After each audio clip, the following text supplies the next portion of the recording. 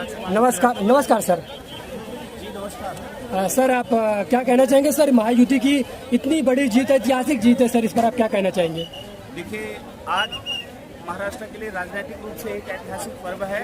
आज माननीय मुख्यमंत्री के रूप में देवेंद्र फडणवीस जी तीसरे बार उनका जो कार्यकाल है, तीसरी बार वो शपथ ग्रहण समारोह यहाँ पे आज़ाद मैदान में होने जा रहा है। इस आज़ाद मैदान का इतिहास आज़ादी से लेकर के आज तक जुड़ा हुआ है और देश के पंतप्रधान और गृह मंत्री और साथ साथ देश के सारे बड़े सर्वोच्च नेता, कई राज्यों के मुख्यमंत्री और इस महाराष्ट्र राज्य में आज जो ये शपथ विधि होने जा रही है, इस बात का एक गवाह बनने जा रहा है कि जो विकास की निरंतर गति जो कायम रखे थे 2014 में मुख्यमंत्री के रूप में जब शपथ ग्रहण लिए थे आदरणीय मुख्यमंत्री देवेंद्र फडणवीस जी, आज वही इतिहास दोहराते हुए पुनः मुख्यमंत्री के रूप में शपथ ग्रहण ले रहे हैं। निश्चित रूप से महाराष्ट्र के लिए, मुंबई के लिए, हम सब मुंबईकर वासियों के लिए बड़े गर्व और हर्ष की बात है।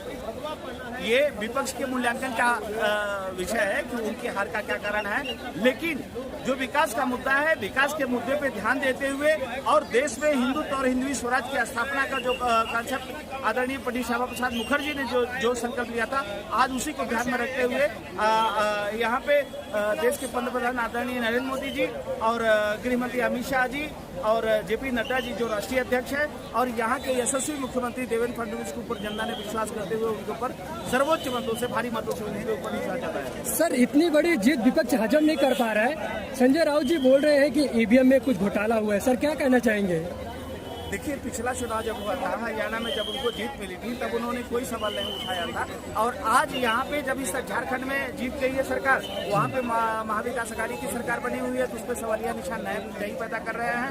उनको जनता के बीच में जाकर के जनता से सवाल करना चाहिए। जनता के मुद्दों पे सच में महायुति की सरकार खरी उतर रही है और आदरणीय नरेंद्र मोदी जी पर जनता का पूरा भरोसा और विश्वास है। इसी बात को लेकर के जो विकास का रथ 2014 से चल रहा है, निरंतर गतिशील और गतिमान रहेगा। सर एक लास्ट सवाल और करना चाहूँगा सर, लोकसभा चुनाव में इतना महायुति गठबंधन परफॉर्मेंस क्यों नहीं कर पाई थी, क्या वजह थी?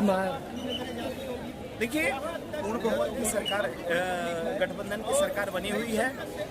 2029 तक देश के प्रधानमंत्री नरेंद्र मोदी जी बना रहेंगे। अगला जो चुनाव होगा निश्चित रूप से फिर से भारतीय जनता पार्टी की सरकार बन के आएगी और जिन लोगों ने 400 का नारा पार का नारा दिया था, वो जनता अति उत्साह में नारा देती है, लेकिन भारतीय जनता पार्टी की महायुति की पूर्ण बहुमत की सरकार है और अबाध गति से वो सरकार चलती रहेगी। सर लोकसभा चुनाव में महाराष्ट्र में उतना महाराष्ट्र की जनता जनार्दन ने महायुति गठबंधन को उतना बहुमत नहीं दिया था, बराबर।